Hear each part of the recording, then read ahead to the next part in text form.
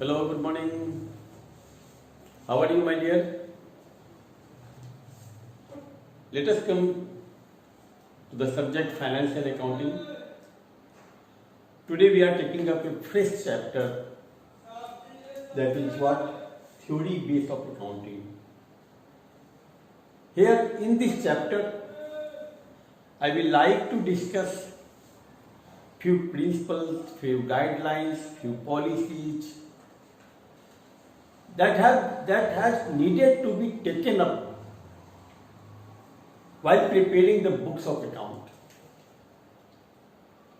We are knowing, हम जानते हैं इस बारे में कि now we are moving ahead towards recording of the transaction. That is the main purpose, because we have to prepare financial statements.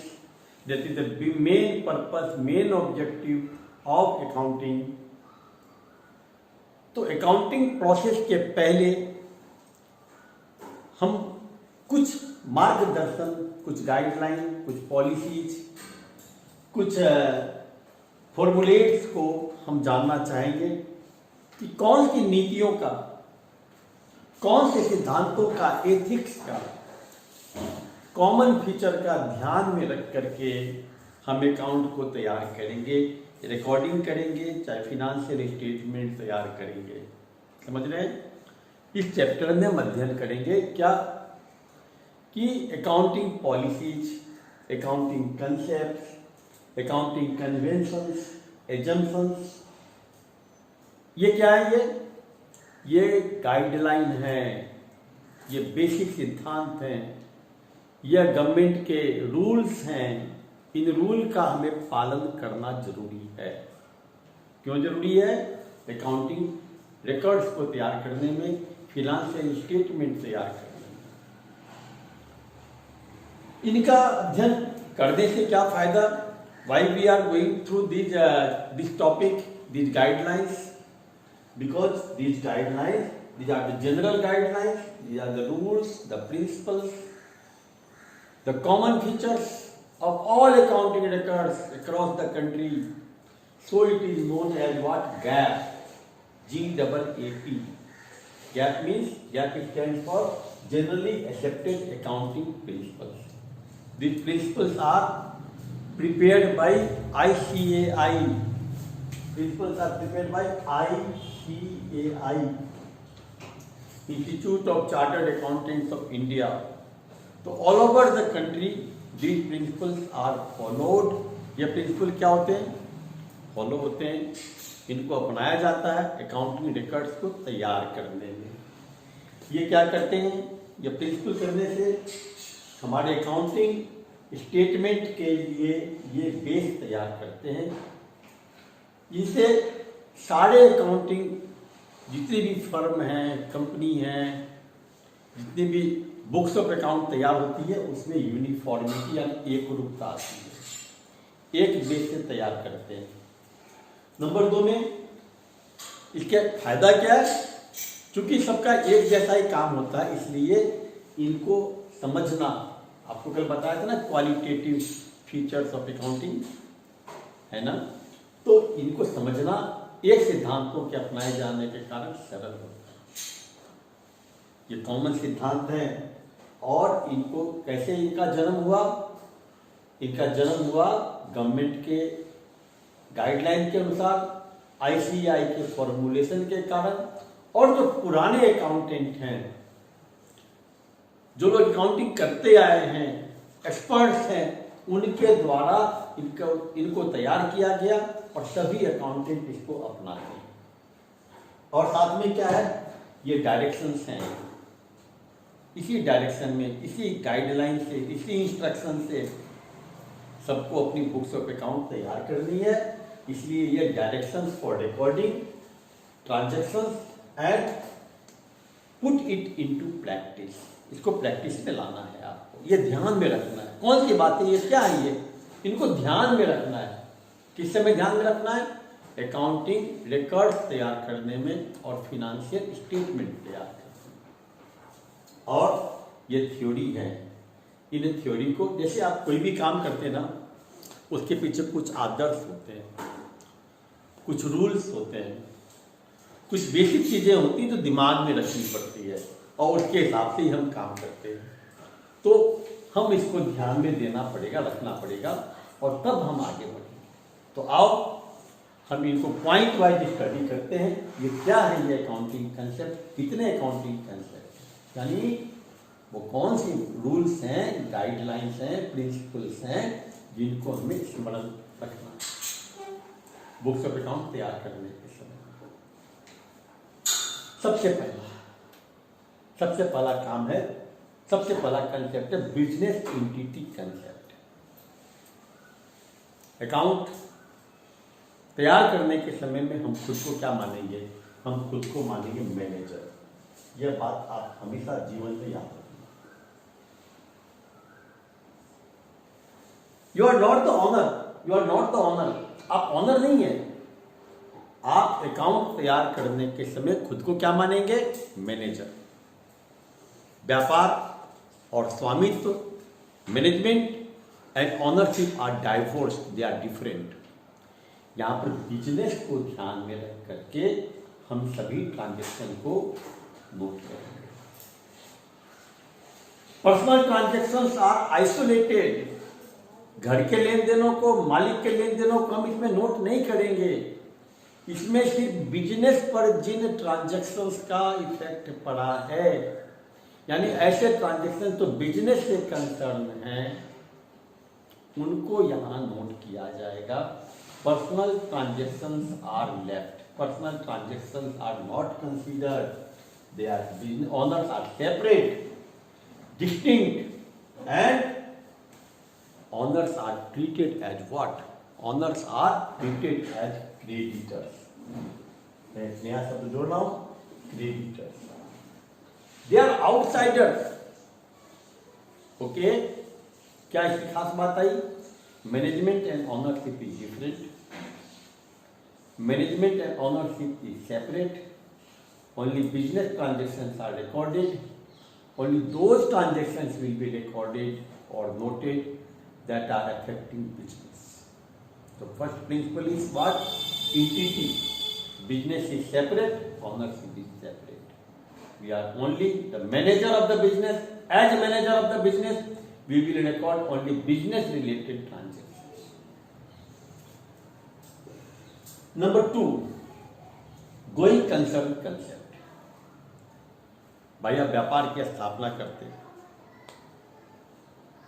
क्या व्यापार बंद हो जाए ऐसा कोई सोचता है? नहीं।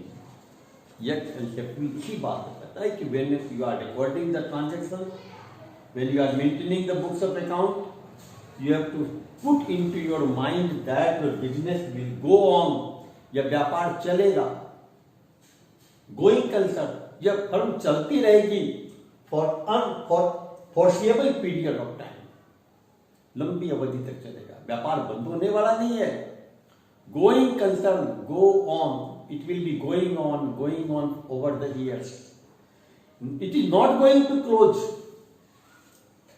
But it is not going to close. This business will go on for the undefinite period of time. इसके कारण हमें फायदा क्या होता है कि हम लोग कैपिटल एक्सपेंडिचर और रेवेन्यू एक्सपेंडिचर में अंतर भी कर पाते हैं। Okay, then what is this going concern concept? That means the business will go on for the indefinite period of time. It is not going to close. It will continue to operate over the years. It will be what? Able to distinguish. हम distinguish कर पाएंगे कि कौन से खर्चे हमारे capital हैं, कौन से रेवेन्यू हैं। Third, money measurement concept. My dear, I have told you, all events are not transactions. यह कंसेप्ट कहता है कि ऐसे इवेंट को ही हम ट्रांजैक्शन मानेंगे, रिकॉर्ड करेंगे, कंसीडर करेंगे, जिसको मुद्रा में मापा जा सकता है। It can be valued in terms of money. That means items to be able to be valued, it should have the money measurement possibilities. Money measurement concept यह इसी बात पर जोर डालता है, इवेंट्स आर नॉट रिकॉर्डेड और events that are of the money nature, जिसका money में प्रभाव पड़ता हो, मनी से रिलेटेड हो, उनको ही यहाँ नोट करें। Money measurement concept, business utility concept, going कर छोटी छोटी बातें हैं, आपको ध्यान में रखना चाहिए। Money measurement concept. Now I am telling that next principle is what, और concept is accounting period concept. देखो अभी मैंने बताया गोइंग कंसर्न कंसेप्ट, व्यापार 5 बरस, 10 बरस, 50 बरस, 100 बरस चलेगा ना, लेकिन क्या 100 बरस के बाद में व्यापार का प्रॉफिट या फिनेंशियल पोजीशन जान पाएंगे? नहीं। क्या किया जाता है कि इसकी लाइफ को छोटे छोटे टुकड़ों में बांट किया जाता है, स्मॉलर पीरियड के लिए, 3 महीने के लिए, 6 महीने के लिए, और उस पीरियड की प्रॉफिट लॉस और फिनेंशियल पोजीशन उस पीरियड के अंत में निकाली जाती है, एक बार में नहीं निकालते। सामान्यतः 1 वर्ष का 1 ईयर पीरियड का हम प्रॉफिट लॉस निकालते हैं। वो पीरियड स्टार्ट होता है आज के दिन 1 अप्रैल टू 31 मार्च, जिसको हम लोग क्या बोलते हैं, फिनेंशियल ईयर। ठीक है, 1 साल की प्रॉफिट निकालते हैं, हर साल प्रॉफिट निकालते हैं। ऐसा नहीं कि हम 10 साल 20 साल के बाद नहीं करते। कोई कंसेप्ट कहता है कि यह इंडेफिनिट पीरियड ऑफ टाइम के लिए व्यापार चलेगा, लेकिन हम प्रॉफिट छोटे छोटे अकाउंटिंग पीरियड में निकालेंगे, हर साल निकालेंगे। आज के दिन तो वेन दे लीजिए age of computerisation, we can calculate profit monthly, quarterly, half yearly, it's okay, but every year profit has to be calculated, it is mandatory, compulsory है। अकाउंटिंग पीरियड कंसेप्ट, एक पीरियड का profit हर बार निकाला जाएगा, ये concept इसी बात पर जोर डालता है। आप समझ रहे हैं ना। और नेक्स्ट टॉपिक देखते हैं, कॉस्ट कंसेप्ट, दैट मीन्स इसी कंसेप्ट को बोलते हैं historical cost concept. Historical cost concept में देखो जी, हम आज किसी मशीन को परचेज करते हैं, मशीन को परचेज किया 5 लाख में, 1 lakh rupees up to installation लगा, कितना कॉस्ट आ गया? 6 लाख। पूछेगा कितने की मशीन आई? भाई साहब 6 लाख। कितने की मशीन पड़ गई? 6 लाख की। 5 लाख नहीं, up to installation what is the cost? 6 lakh. This cost is said to be acquisition cost. इसी को हम लोग क्या बोलते हैं? Historical cost. अकाउंटिंग कंसेप्ट कहता है एसेट को ऑलवेज आप एक्विजिशन कॉस्ट पर दिखलाइए। ऐसा नहीं कि मशीन आज घट करके 3 लाख रुपए मार्केट प्राइस हो गया, नहीं, आप इसको हमेशा acquisition cost per दिखलाइए। No doubt अगर वो फिक्स्ड एसेट्स है तो एक रीजनेबल डिप्रिसिएशन देगी, लेकिन ओरिजिनल कॉस्ट का हम जरूर से बुक्स ऑफ अकाउंट में दिखलाएंगे। इसका original cost, acquisition cost, historical cost क्या है। ठीक है, ये कंसेप्ट क्या कहता है? Assets should be depicted, should be shown in the books of account at its what? Acquisition cost, historical cost, not the market price. ठीक है, next is dual aspect. Dual aspect concept, ये concept क्या करता है? मैंने क्यों बताया, next पहले पिछली क्लास में बताया था ना कि अकाउंटिंग के मेथड क्या है, उसमें डबल एंट्री सिस्टम। ये कंसेप्ट इसी बात पर जोर डालता है कि हर ट्रांजैक्शन के 2 एस्पेक्ट हैं, दो रूप हैं, 2 बेनिफिशियरी हैं। एक देता है तो कोई लेता है, कोई वस्तु आती है तो कहीं से जा रही है। 2 एस्पेक्ट है, कहीं प्रॉफिट है तो कहीं वो लॉस है, कहीं एक्सपेंस है तो कहीं वो इनकम है।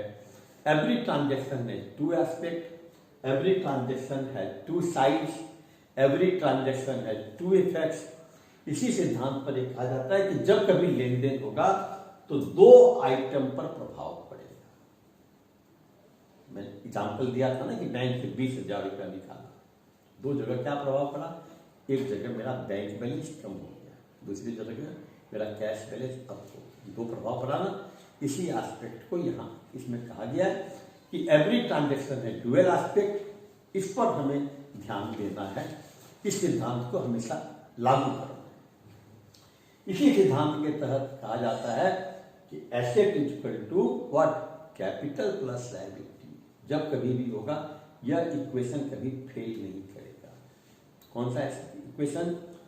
अगर कैपिटल लायबिलिटी में चेंज होगा तब ये दोनों तब भी इक्वेशन बराबर होगा, इक्वल होगा। Asset is equal to what, capital plus liability. Next concept क्या है बंधुओं? देखो क्या लिखा है, अब बोलो, matching concept. Matching concept means देखो बड़ा सिंपल है। हम क्यों काम करते हैं? Why we are running the business, why we are operating the activities of business? For profit.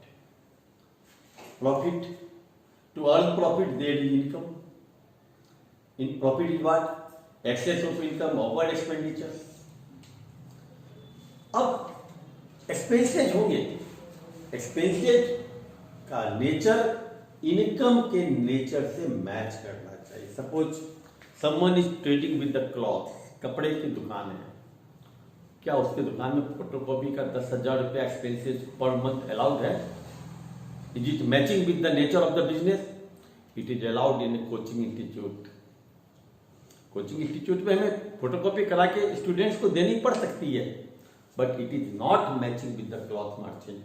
All expenses are of different nature, relevant to different business.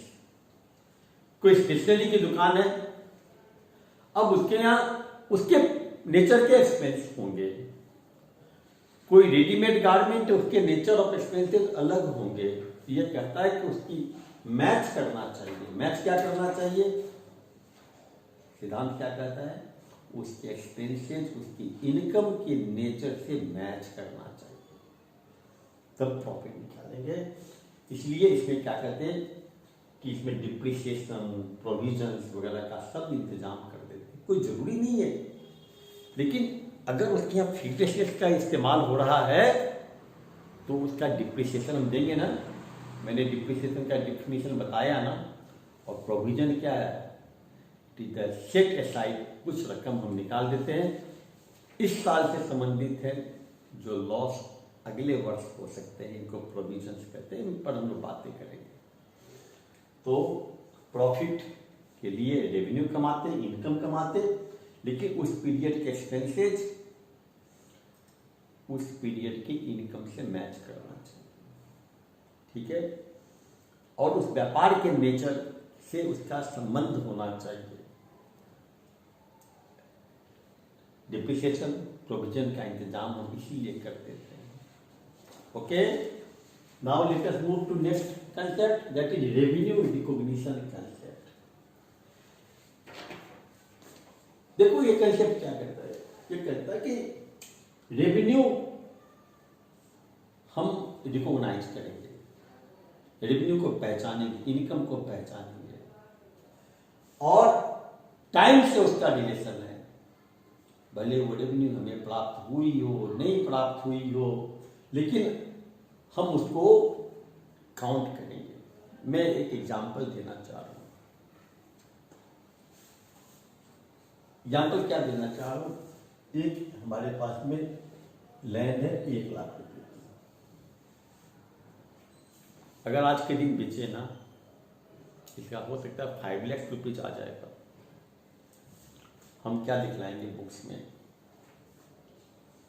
Asset कितने की दिखलाएंगे? 1 लाख की या 5 लाख की? कंसेप्ट कहता है हिस्टोरिकल कॉस्ट पर दिखलाएंगे। कहता है ना, हम 5 लाख पर नहीं दिखलाएंगे, भले उसका बाजार में उसकी कीमत 5 लाख क्यों ना हो। जब ये पैसा आ जाएगा, जिस दिन हम इसका ऑनरशिप ट्रांसफर कर देंगे, तब हमारी इनकम इसको माना जाएगा। यह सिद्धांत ये कहता है, when the time when it is realized, on that time it is your income, otherwise आज हम उसको इनकम नहीं मान सकते। Okay, now our next concept is what? Accrual concept. देखो जी, एक एग्जाम्पल से देते हैं।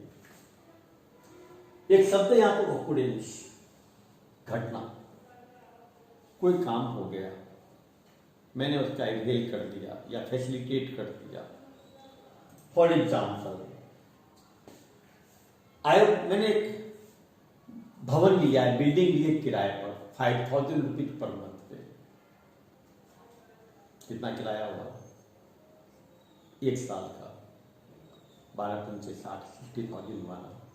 अगर मैंने उसका पेमेंट उसको 40,000 दिया है तो क्या है 20,000। हमारा एक्सपेंस कितना होगा? हमारा एक्सपेंस 40,000 नहीं होगा बंधुओं, हमारा एक्सपेंस 60,000 माना जाएगा। क्या अंतर है? 40,000 हमने पेमेंट कर दिया, 20,000 पेमेंट करना है। ऑकरेंस हो गया। 60,000 हमने अवेल कर दिया, no doubt I am not paid it, but it is my expense. The total amount of expense on account of rent will be said to be 60,000, not 40,000. Similarly, हमें interest आना चाहिए था 70,000 1 साल का, भले ही मेरे को 65,000 ही क्यों ना कैश में मिला है, but my income will be said to be 70,000। इसलिए इसमें करते हैं क्या? एक्रू। एक्रू का मतलब जब ड्यू हो गया, भले वो पैसा कैश में मिला हो या ना मिला हो, हमने कैश में पेमेंट उसको किया हो चाहे ना किया हो। इसलिए इसमें हम लोग क्या करते हैं कि नॉट व्हेन कैश रिसीव्ड और पेड, उस समय नहीं होगा। हम जितना हमारा एक्चुअल अमाउंट एक्सपेंस का या इनकम का होता है वो कैलकुलेट करें, भले cash, whether cash is received और not, whether cash is paid और नॉट। इसलिए इसमें हम लोग outstanding expense, accrual, accrued income, unearned income वगैरह की चर्चा करें। 10th पॉइंट है full disclosure concept. Full disclosure concept क्या कहता है कि all material information should be given in the books of account. मतलब भाई अकाउंटिंग इंफॉर्मेशन के यूजर है ना, हर यूजर के अपने अपने पैरामीटर है ना, उनके लिए सिग्निफिकेंट आइटम है ना। अकाउंटिंग का यह कंसेप्ट कहता है कि जो भी चीजें यूजर के लिए इंपॉर्टेंट हो सकती है सभी को बुक्स ऑफ अकाउंट में दिखाना चाहिए। All material and significant item must appear in the books of account. That is important, that is significant to the users of accounting information. अगर हम फर्नीचर 5,000 का परचेज किया, फर्नीचर में दिखाना चाहिए 5,000 का। लेकिन अगर कोई 10 रुपया 5 रुपया कोई और खर्चा हुआ है उसको मिसलेनियस एक्सपेंसेस लिख सकते हैं, उसमें उसका इंटरेस्ट नहीं है। स्टेपलर का पिन हम खाता नहीं खोलेंगे क्योंकि बहुत छोटी रकम का है।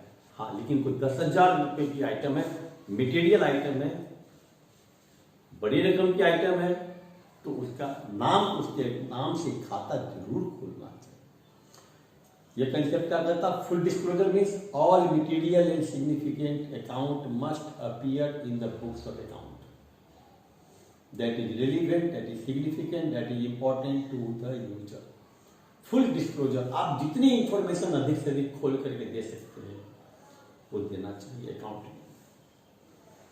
Next is what? Consistency. Consistency means निरंतरता। आपने जो पॉलिसी, मेथड, प्रिंसिपल है ना, जो भी आपने कोई सिद्धांत रखना है, मान लीजिए कि आप फिक्स्ड एसेट्स पर एक पार्ट है उसका जनरेटर, आप जनरेटर पर हर एक वर्ष 10% डिप्रिसिएशन देते हैं, तो आप 10% हर एक साल दीजिए।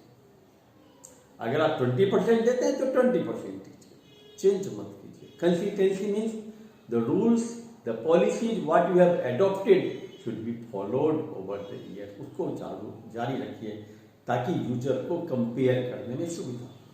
Consistency, consistency means stick to your decision, you must stand on your decision. Next is what? Conservative prudence. Prudence. इसका मतलब क्या कहता जानते हो कि आप don't anticipate income but provide for all prospective और पॉसिबल लॉसेज। हम किसी को बोलेंगे कि हमें 20% डिस्काउंट कर दो, हमें डिस्काउंट मिल जाएगा, आप उसको इनकम मत मानो। लेकिन अगर आपको डिस्काउंट देना पड़ सकता है तो उसको एक्सपेंस जरूर मानिए।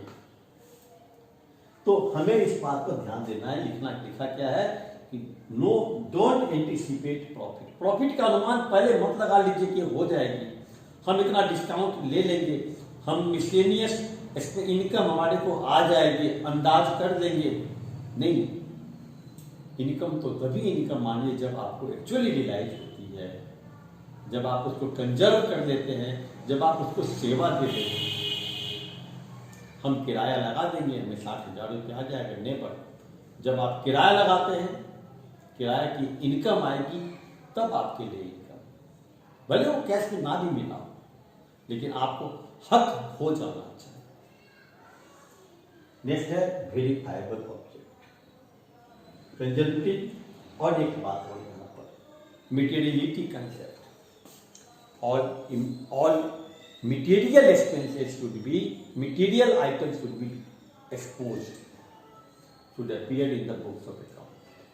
All important item, मैं अभी एग्जाम्पल दे रहा था, you can show in the books of account the account of stationery, but the scale, the eraser, the sharpener, stapler pin, safety pin, gauge pin, these items may not appear in the books of account. अन्यथा क्या होगा? This will definitely increase the task of the accountant. Does not matters at all कि material नहीं है. Material items should stand in the books of account. Okay? No small item important. It is not important to the user. Only important item that are significant to the user should appear. Materiality concept. And last, that is verifiable object. Verifiable object says all transactions should have the evidence. अगर आपने pen खरीदी 20 rupees में, आपने लिखा कि stationery under bracket pen 20 rupees, what is the, is it 20 rupees और not? Yes, आपके पास इसका बिल, इनवॉइस, वाउचर होना चाहिए। आपने फर्नीचर परचेज किया 20,000 का, ओके, एग्रीड, ऑडिटर मान लेगा, लेकिन 20,000 का आप दिखलाओ। भले आपने 18,000 का खरीद के 20,000 का बिल बनवाया, मैटर इट इज, आप 20,000 का बिल तो दिखलाओ, इनवॉइस तो दिखलाओ। आपने पेमेंट किया वर्कर को 70,000, ओके, उसका साइन तो दिखलाओ।